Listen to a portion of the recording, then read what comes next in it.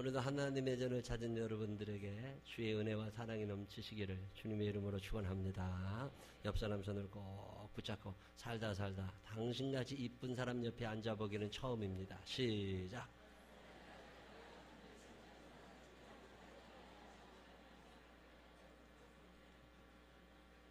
손을 꼭 잡아요. 손을 잡고 눈을 쳐다봐야지. 눈 깔면 가짜라니까. 눈을 쳐다보고 자리 잘못 앉은 사람 같은 표정 짓지 말고 눈을 똑바로 쳐다보고 손을 꼭 붙잡고 인사합니다. 이쁜 것도 죄라면 당신은 사형감입니다. 시작.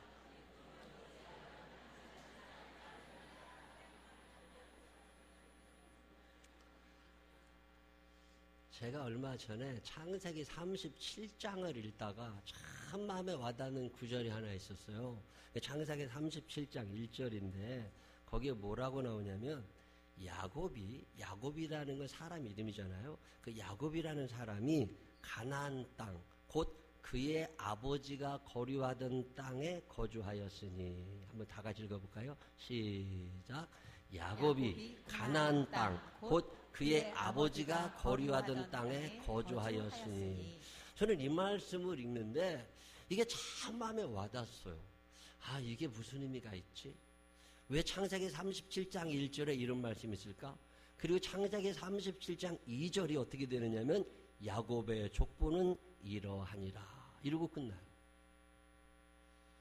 창세기는요 4명의 사람의 이야기가 나와요. 아브라함, 이삭, 야곱, 요셉. 시작.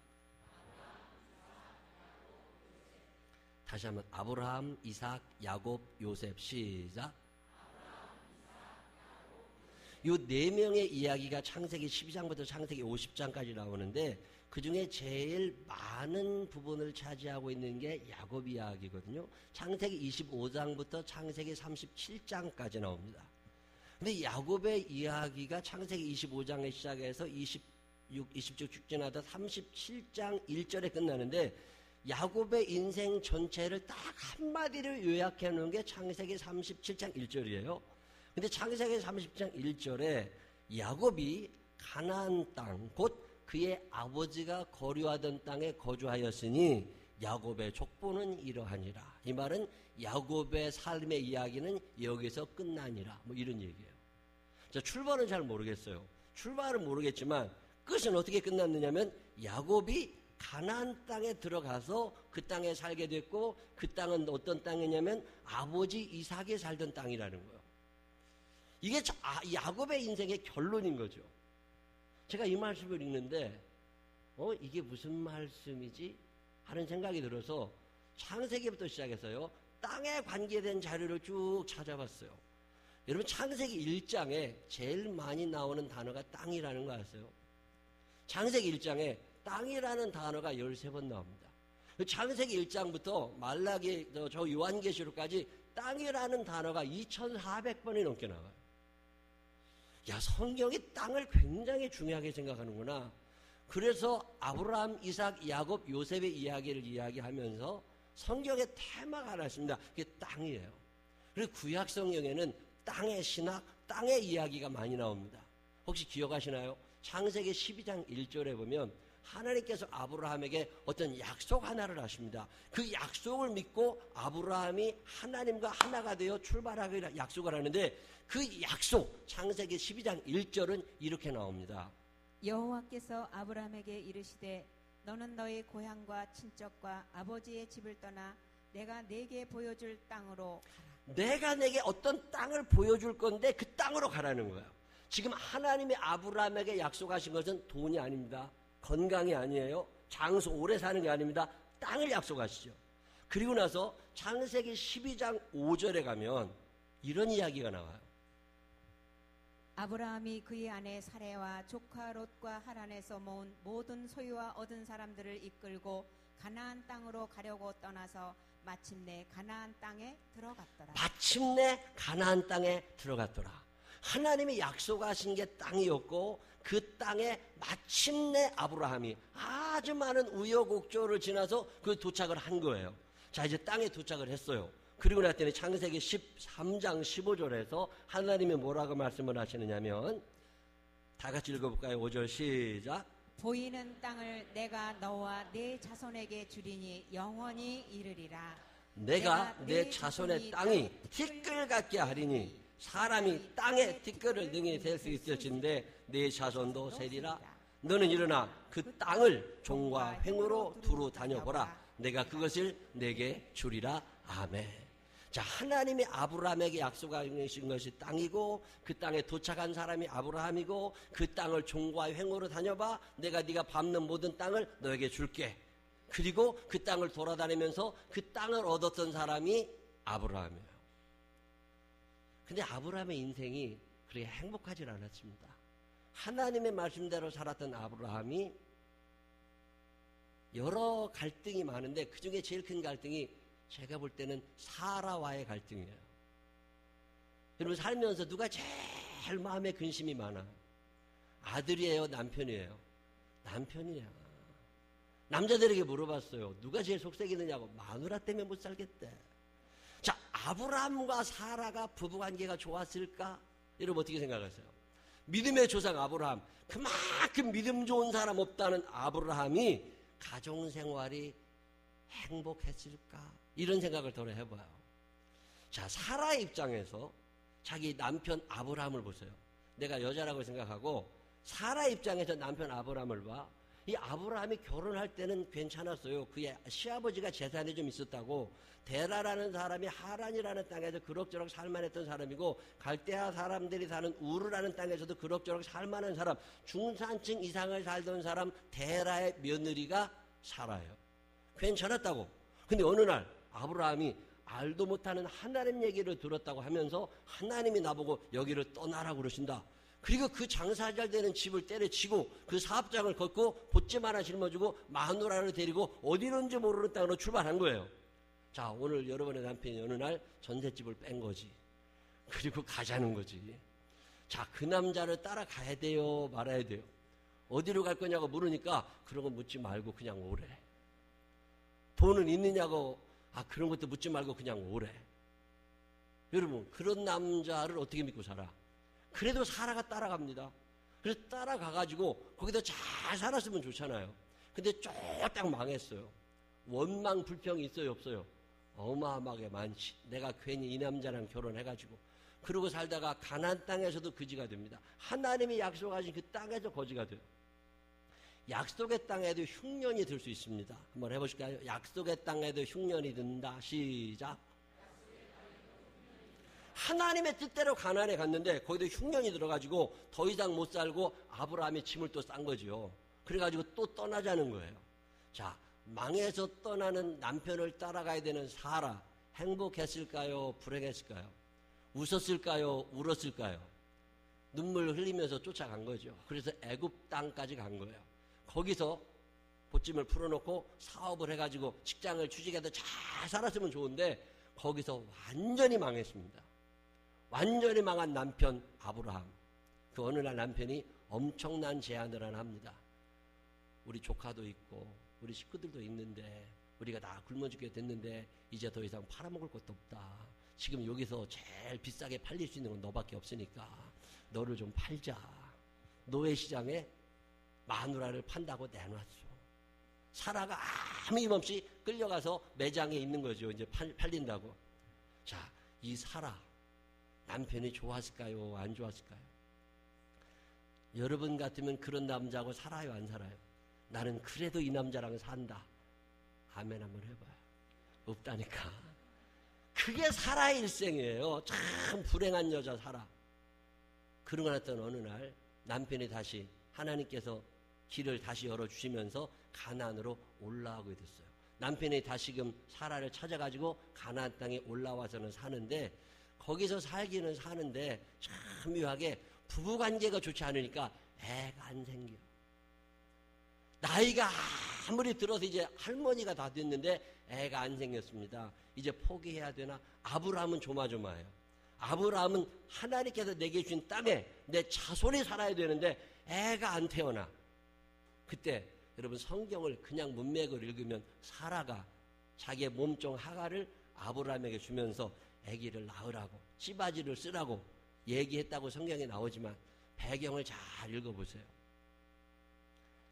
아브라함이 사라가 하갈을 데려와서 야, 이 내 몸종을 통해서 아기를 낳자라고 얘기하면 아브라함이 사라를 끔찍이 사랑하면 뭐라고 그래야 돼요? 그래도 사람이 그러는 게 아니라고. 하나님이 주신다고 약속했으니 기다려야지. 이쯤 돼야 되는데 아브라함은 그게 너무 좋은 거야. 그래가지고 두말하지 않고 하갈을 초보로 드립니다. 그 꼴을 보고 있는 사라는 기분이 좋았을까요? 안 좋았을까요? 정이 붙었을까요? 안 붙었을까요? 안 붙었어. 거기다가 어느 날 하갈이 아기를 낳았네. 자, 아브라함 입장에서 평생 미안한 마음도 있고 그냥 그런 사라가 이쁘겠어요? 아니면 젊은 하갈이 이쁘겠어요? 아브라함의 눈이 아브라함이 사라를 보는 눈과 같아요? 달라요? 그 눈빛을 사라가 알아요? 몰라요? 알지. 여자들은 참 특별한 능력을 갖고 있습니다. 내 남자가 다른 여자 쳐다보는 눈은 기가 막히게 알아. 그 눈빛을 누가 아는 거예요? 사라가. 하갈 꼴 안 봅니다. 그래서 하갈과 이스마엘을 쫓아내려고 하죠. 아브라함이 마음이 아파요? 안 아파요? 마음이 아파. 끝까지 데리고 있고 싶어 아브라함은. 그런데 사라가 보통 구청개 구는 게 아니에요. 그래서 사라의 말을 듣고 하갈과 이스마엘을 몰아냅니다. 멀리 보내요. 그게 아브라함과 사라예요. 둘 사이에 따뜻한 애정이 있었을까요? 없었을까요? 어느 날 기가 막힌 사건이 하나 벌어집니다. 남편이 뻘떡 일어나더니 아들을 데리고 나갔어. 어렵게 낳은 아들 이삭, 90에 낳은 아들 이삭을 데리고 나가더니 연락이 끊긴 거예요. 어디 갔는지 몰라. 며칠을 있다가 아버지와 아들이 다시 집에 들어왔어. 근데 아들 얼굴이 편치를 않아. 이삭 아들을 불러서 엄마가 물어봤겠지요. 어디 갔다 왔니? 무슨 일 있었니? 아들 이삭이 뭐라고 대답했을까요? 아빠가 나를 나무에다 묶어놓고 불을 질러서 죽이려고 그랬는데. 여러분, 이런 얘기를 들은 사라가 정신이 났겠어요? 안 났겠어요? 정신이 번쩍 나죠. 이 남자 절대 믿으면 안 된다. 여러분, 평생도록 속 썩고 살았던 사라. 그 속 썩고 사는 사라 때문에 속상한 아브라함. 그러고 살던 어느 날 이삭이 결혼을 해야 되는데 그 전에 사라가 먼저 죽습니다. 사라가 죽고 나서 이삭이 결혼을 해요. 자, 그러면 이 땅은 누구에게 넘기면 돼요? 이삭에게 넘기면 되잖아요. 아브라함의 머릿속에는 땅이라는 단어가 있어요. 다른 건 다 없어져도 이 땅은 놓치면 안 돼. 하나님이 내게 주신 거예요. 근데 이 땅을 이삭에게 주려고 했는데 문제가 생겼습니다. 이삭이 애가 안 태어나는 거예요.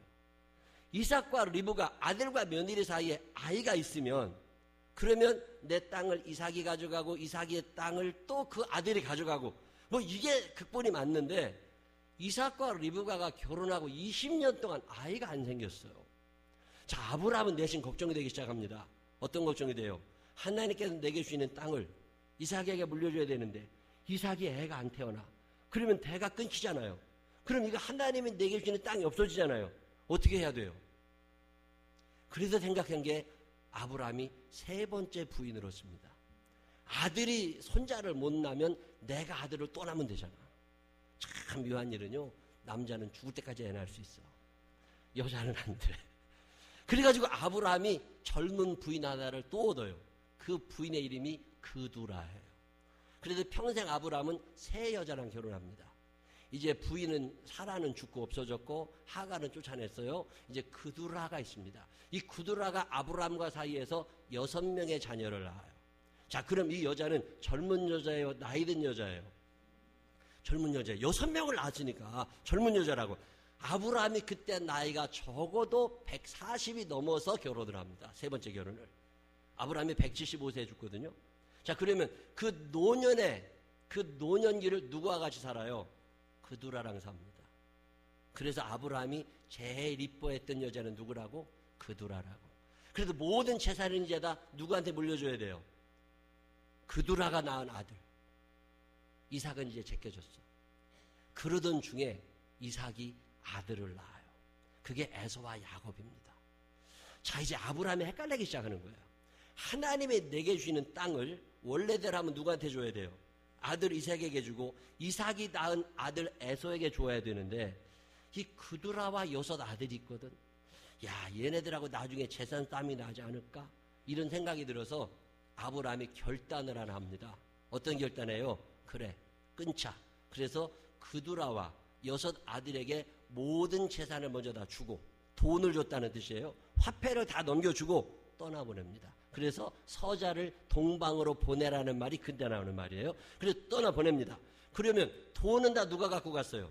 그드라와 여섯 아들이 가져갔어요. 이삭은 뭐만 남아있어요? 땅. 그게 창세기의 땅의 신학이에요.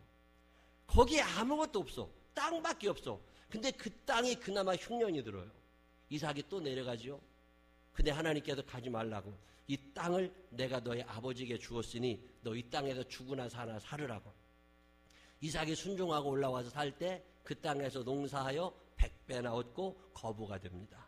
거기까지는 괜찮았어요. 자, 그동안 아브라함이 죽습니다. 이제 하나님께서 아브라함에게 주셨던 땅을 이삭이 물려받았어요. 이삭이 거기서 잘 살았습니다. 그리고 나서 아들 둘, 에서와 야곱이 있었어요. 이삭의 마음속에 이 땅은 누구의 땅이에요? 큰아들 에서의 땅입니다. 에서에게 주려고 했어요. 근데 다행히 에서와 야곱이 사이가 안 좋아서 늘 싸우다가 야곱이 떠나갑니다. 이제 이 땅의 경쟁자는 다 없어졌어요. 에서 거예요. 아브라함과 이삭과 에서. 이게 창세기에 나오는 이삭의 머릿속에 들어있는 땅의 구조예요. 근데 하나님은 그렇게 생각하지 않으셨어요. 하나님께서는 그 땅을 에서가 아닌 야곱에게 주고 싶어 하셨어요. 자, 그러면 하나님이 우리에게 가지고 계신 어떤 계획, 우리에게 주시려고 하는 어떤 땅, 우리에게 주시려는 어떤 복, 이게 있을 텐데 왜 나는 이게 내게 오지 않지? 오늘 창세기 37장 1절이 그 방법을 가르쳐줘요. 지금 야곱은 하나님을 알기는 알아요. 근데 하나님의 뜻대로 살지는 못합니다. 여전히 내 성질, 내 기질, 내 고집, 내 생각이 많은 사람이에요. 야곱은 어떻게든지 내가 노력해서 내 뜻대로 살아야 돼. 내가 편한 대로, 내가 기분 좋은 대로, 내가 하고 싶은 대로 살아야지 누구 통제를 따르는 사람이 아닙니다. 그런 야곱을 하나님이 모시는 거예요. 그리고 너 세상에 나가서 고생 좀 해봐. 그리고 야곱을 하란 땅으로 쫓아내버리십니다. 야곱은 그곳에서 20년, 10년이 더해져서 30년 가까운 세월 동안 참 많은 고생을 합니다. 그러고 나서 고생을 하다가 어느 날 문득 아버지 집이 생각이 났어요. 그 아버지한테로 가야 되는 거 아니야? 그 땅, 하나님께서 우리 할아버지 아브라함에게 주셨고 우리 아버지가 살고 있는 그 땅, 지금 거기에 에서 형이 살고 있지만 나도 그 땅에 살아가야 되는 거 아니야? 이런 생각이 든 거죠. 그래서 하나님께서 내게 주시려는 그 복을 내가 받아야 되겠다. 그래서 그가 다시금 아버지 이삭의 집으로 가기로 결심을 했는데 문제가 하나 있었습니다. 야곱은 하나님을 절대적으로 신뢰하지 않았습니다. 야곱은 그동안 양다리를 걸치며 살아온 거예요. 하나님의 말씀대로 살아가야 된다는 건 알아. 하나님이 주시려는 복이 있다는 것도 알아. 그렇지만 오늘 내 앞에 있는 이 편리함, 지금 돈이 보이는데, 지금이 즐거운데 이걸 포기하고 싶지는 않아. 그래서 늘 양다리를 거치면서 그 경계선상에서 아슬아슬하게 신앙생활을 하고 있는 거예요. 하나님 편에 절대적으로 서지도 못하고 세상에 빠져가지도 못하면서 경계선상에서 고민하는 사람. 폴 틸리라고 하는 20세기의 가장 위대한 신학자라고 불리었던 사람이 현대 그리스도인들을 뭐라고 정의했느냐면 경계선상에서 고민하는 사람이다. 참 마음에 와닿는 얘기예요. 신앙생활을 제대로 해야 된다는 거 알아. 하나님의 말씀이 뭔지는 알아. 그런데 그렇게 하려니까 불편해. 내 몸은 세상을 원하고 내 몸은 편한 걸 원하고 내 몸은 재미나는 걸 원하는데 내 신앙의 양심은 하나님 편에 서야 된다고 얘기를 하는 거예요. 이 경계선상에서 고민하고 있는 나, 이 야곱이 어느 날 결심을 하나 합니다. 이래도 힘들고 저래도 힘들 것 같으면 하나님의 뜻대로 한번 살아보자. 그리고 식구들을 다 모아놓고 가족 회의를 합니다. 창세기 35장 1절에 보면 하나님이 야곱에게 주시는 이런 음성이 있습니다. 하나님이 야곱에게 이르시되 일어나 베델로 올라가서 거기 거주하며 내가 내 형 에서의 낯을 피하여 도망하던 때에 내게 나타났던 하나님께 거기서 제단을 쌓으라 하신지라. 아멘. 지금 야곱이 고민하고 살거든요. 이렇게 살려니까 손해가 날 것 같고, 세상의 뜻대로 살려니까 신앙의 양심이 괴롭고, 그 괴로워하는 야곱에게 하나님이 나타나셔서, 야, 언제까지 그러고 살 건데 너 에서의 낯을 피하여 도망했던 그 땅으로 너 다시 돌아가. 야곱이 결심을 합니다. 그게 창세기 35장 2절로 3절입니다. 다 같이 한번 읽어보겠습니다. 시작. 야곱이 이에 자기 집안 사람과 자기와 함께한 모든 자에게 이르되 너희 중에 있는 이방 신상들을 버리고 자신을 정결하게 하고 너희들의 의복을 바꾸어 입으라. 우리가 일어나 베델로 올라가자. 내 환난 날에 내게 응답하시며 내가 가는 길에서 나와 함께 하신 하나님께 내가 거기서 제단을 쌓으려 하노라 하매. 야곱이 이에 자기 집안 사람과 자기와 함께한 자에게 이르기를 너희 중에 있는 이방 신상들을 버리고. 자, 다시 표현해요. 그동안 이방 신상이 집에 있었어요, 없었어요? 있었어요. 야곱이 알았어요, 몰랐어요? 알았어요. 부인들이 하나님을 믿지 않아, 아들들이 하나님을 믿지 않아. 그걸 다 야곱이 알고 있었다고. 그러나 부딪히기 싫어. 세상에 살면서 이래서는 안 된다는 거 알아. 그렇지만 부딪히기 싫어. 그러니까 그냥 좋은 게 좋은 거지 하고 살아왔었는데, 이날 야곱이 베델로 올라가라는 하나님의 음성을 듣고 결심을 합니다. 야, 오늘로 끝내. 그리고 이방 신상을 다 제하여 버리고 너네들 정결하게 해. 너의 의복을 바꾸어 입어. 문화. 의복은 문화를 상징하는 말이거든요. 세상에 빠져 있었던 너의 생각들 그거 뽑아내버려. 그리고 35장 4절 이렇게 합니다. 다 같이 읽어봅니다. 시작. 그들이 자기 손에 있는 모든 이방 신상들과 자기 귀에 있는 귀고리들을 야곱에게 주는지라. 야곱이 그것들을 세겜 근처 상수리나무 아래에 묻고 이제 끝내버린 거예요. 다 묻어놓은 다음에 이제 가자. 그리고 식구들을 데리고 그 땅으로 올라갑니다. 하나님이 언제 야곱을 만나주시고, 하나님이 언제 야곱에게 주시마 약속하셨던 그 땅을 야곱에게 허락하시는 줄 아세요? 하나님의 말씀대로 살아가려고 결심을 하고 내 몸을 복종시키기 시작할 때, 이 이야기를 마태복음 5장 5절에서 예수님은 한마디로 요약하십니다. 온유한 자는 복이 있나니 그들이 땅을 기업으로 얻을 것이며. 시작.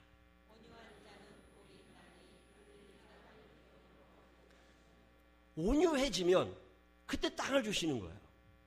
이 온유해지면 땅을 주신다는데, 이 온유하다고 하는 말의 원어의 뜻은 뭐냐면, 막 뛰던 말이 있잖아요. 말은 태어나면서부터 막 지맘대로 뛰어다닙니다. 근데 이걸 조련사가 딱 붙잡아서 훈련을 잘 시키면 그걸 온유해졌다고 그래요. 막 뛰어서 땀이 뻘뻘 나고 얼굴이 빨개진 사람이 원상태로 돌아오면 온유해졌다고 그래요. 성질 있는 사람이 막 성질 부리고 살다가 원상태로 돌아오면 그걸 온유해졌다고 그래요. 이 온유해졌다고 하는 말을 우리나라 말로 번역하기가 참 어렵습니다. 근데 우리나라 말로 번역하기 제일 쉬운 단어 중에 하나가 뭐냐면 길들여졌다는 거예요.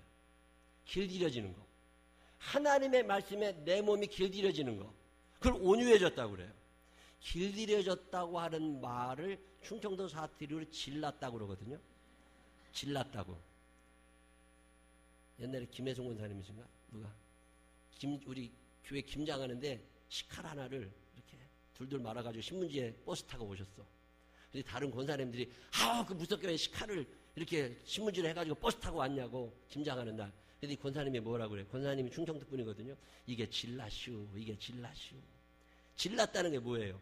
내 손에 딱 맞아. 길들여졌어. 요걸로 쓰면 잘 쓸려. 교회 칼은 내 손에 길이 안 났어. 이걸 온유해졌다고 그래요. 우리가 태어날 때 천국 체질로 태어나요? 지옥 체질로 태어나요? 여러분, 지옥같이 살 때가 재밌어요? 천국같이 살 때가 재밌어요? 지옥같이 살 때가 재밌어요. 시간 가는 줄도 몰라. 그러고 살다가 하나님의 말씀에 나를 점점 길들여가. 길들여 가가지고 천국 체질이 되는 거, 이걸 온유해졌다고 그래요. 온유한 사람들이 되시기를 바랍니다. 하나님의 말씀에 길들여지는 사람들이 되시기를 바랍니다. 텔레비에 길들여지면 안 됩니다. 예배 시간에 참 은혜 받고 집에 가 드라마 하나 보는 순간 다 까먹어요. 텔레비에 길들여져서 한다니까. 아침 드라마 보고 믿음 좋은 여자들 내가 본 적이 없어. 드라마 좋아하고 믿음 좋은 사람을 본 적이 없어. 하나님의 말씀에 길들여져 살게 되시기를 바랍니다. 핸드폰에 길들여져 가지고 믿음 좋은 사람을 못 봤다니까. 핸드폰 보는 시간이 많아요? 하나님의 말씀을 보는 시간이 많아요? 옛날에 핸드폰이 없었을 때는 믿음 좋은 사람들이 많이 있었어요. 지금은 핸드폰 때문에 믿음이 안 생깁니다. 핸드폰에 길들여졌다가는 큰일 납니다. 하나님의 말씀에 길들여져 살게 되시기를 바랍니다. 성질대로 살면 돼요, 안 돼요? 성질대로 살면 돼요, 안 돼요? 안 돼. 여기도 보면요, 성질결에 끼있는 사람 많아. 얌전한 척하고 앉아있어서 그러지요. 속아지 부렸으면 대단한 사람 많다니까. 그래도 참고 살잖아. 성질대로 하면 큰일 납니다. 말씀대로 살게 되시기를 바랍니다. 저는 목사하면서 성질이 다스려지는 사람들 많이 안 봤어요. 옛날에 어떤 그 원로 목사님 쓴 글 기억납니다. 목사하면서 교회 건축한다고 교회가 빚지고 어려울 때 금리빨 뽑아 바치는 사람 봤대요. 집을 팔아 헌금하는 사람도 봤대요. 근데 성질 뽑아 바치는 사람은 하나도 못 봤대요. 옆 사람 손을 꼭 붙잡고 성질대로 살지 말고 말씀대로 살아. 시작. 눈을 똑바로 쳐다보고 얘기해. 성질 있게 있는 손을 꼭 붙잡고 성질대로 살지 말고 말씀대로 살아. 시작. 이 말씀대로 사라지는 걸 온유해졌다고 그래요. 이게 내가 온유해지게 되니까 30년을 살아가면서 야곱이 온유해져 가니까 하나님의 말씀에 내가 길들여져 가서 지옥 체질이 변하여 천국 체질로 변화되어 되어 가니까 하나님이 그를 부르기 시작하십니다. 그러면서 너 이제 베델로 올라가. 너 이제 그 땅 너한테 줄 테니까 네가 가. 아니 그 땅에 형이 아직 살고 있는데요. 걱정하지 말고 있잖아. 네가 가. 그래서 야곱이 그리고 길들여진 야곱이 하나님의 말씀에 그렇게 불순종하던 야곱이 하나님의 말씀에 순종해서 그 길을 걸어갑니다. 그리고 베델에 들어갑니다. 창세기 35장 9절은 이렇게 얘기해요. 야곱이 밧다람에서 돌아오매 하나님이 다시 야곱에게 나타나사 그에게 복을 주시고. 언제 하나님의 축복이 야곱에게 임하기 시작해요? 그 땅으로 돌아갔어. 그럼 거기에 살고 있었던 에서는 어떻게 돼요? 창세기 35장 6절로 8절에 보면 에서가 자기 아내들과 자기 자녀들과 자기 집의 모든 사람과 자기의 가축과 자기의 모든 짐승과 자기가 가나안 땅에서 모은 모든 재물을 이끌고 그의 동생 야곱을 떠나 다른 곳으로 갔으니. 자, 이삭의 머릿속에 이 땅은 하나님께서 내 아버지 아브라함에게 주신 땅, 그리고 아브라함이 나에게 준 땅, 그리고 이 땅은 에서에게 주어야 되는 줄 알았어요. 근데 에서는 길들여지질 않았습니다. 하나님의 말씀에 나를 맞춰가지고 살질 않았어요. 그래서 하나님이 주시려는 축복을 잔뜩 쌓아놓으셨다가 못 주셨어요. 근데 야곱이 집을 나가 30년을 방황하면서 하나님을 알게 되고 하나님을 경험하고 하나님을 고백하며 나 자신을 하나님의 뜻에 맞추어 살려고 애를 쓰기 시작한 거죠. 이방 신상을 버려버리고 자기를 정결하게 하고 의복을 바꾸어 입고 하나님의 뜻대로 살아보리라 결심하고 베델로 돌아온 야곱을 위하여 하나님이 에서의 마음을 바꾸십니다. 그리고 땅에서 오래 살았던, 태어나서 그때까지 그 땅에서 살았던 이 에서가 야곱이 오자마자 물러나줘요. 그리고 동방으로 떠나갑니다. 그래서 창세기 37장 1절은 말합니다. 야곱이 가나안 땅, 곧 그의 아버지가 거류하던 땅에 거주하였으니. 언제 거주하게 된 거예요? 온유한 자는 복이 있나니 그들이 땅을 기업으로 얻을 것이며. 시작. 어쩌면 하나님께서는 우리들을 위하여 엄청난 복들을 예비해 놓고 계셨음을 믿으시기를 바랍니다. 이 땅, 이 하나님의 약속은 아무에게나 내려오는 게 아닙니다. 온유해졌느냐고 물으세요. 너 하나님의 말씀대로 살려고 애를 쓰니? 너 하나님의 뜻에 너를 맞추어 가려고 하니? 너 하나님의 말씀에 길들여져 가고 있니? 세상 풍조는 나날이 갈리어도 나는 내 믿음 지키리니. 세상의 풍조는 많이 변하지만 그래도 나는 내 믿음을 지키겠다고 하는 굳은 결심이 섰냐고 물으시는 거예요. 세상엔 수많은 길이 나의 앞에 있지만 나는 예수를 따라 가기로 했소. 세상에 많은 것들을 본받을 수 있지만 그래도 나는 하나님의 뜻대로 살아볼 거다. 그리고 하나님의 말씀으로 나를 길들여가는 거죠.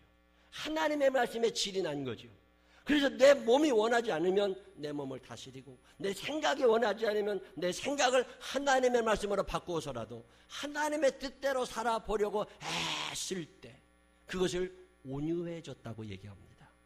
온유한 자에게 주시는 복이 땅의 축복이고, 온유한 자에게 주시마 약속하신 것이 하나님의 언약이 이루어지는 복입니다. 여러분이 이 땅에 태어나실 때 하나님께서는 여러분에게 엄청난 복들을 예비해 놓고 계심을 믿으시기를 바랍니다. 그 복들을 언제 내가 눈으로 목격하고 내 발로 밟을 수 있느냐? 온유해졌을 때. 야곱은 그 긴 세월이 30년이 넘어 걸린 거야. 그러나 하나님의 약속은 야곱을 통하여 이루어졌습니다. 그래서 야곱이 가나안 땅, 곧 그의 아버지가 거류하던 땅에 거주하였으니 언젠가 우리가 이 땅에 살다가 저 천국에 들어가게 됩니다. 아무나 천국 가는 게 아닙니다. 하나님의 말씀에 길들여져서 살게 되시기를 바랍니다. 이 땅에 사는 동안 하나님이 약속하신 이 가나안 땅이 여러분에게 밟혀지는 귀한 축복의 역사가 온유한 여러분들에게 있게 되시기를 주님의 이름으로 축원합니다. 기도하겠습니다.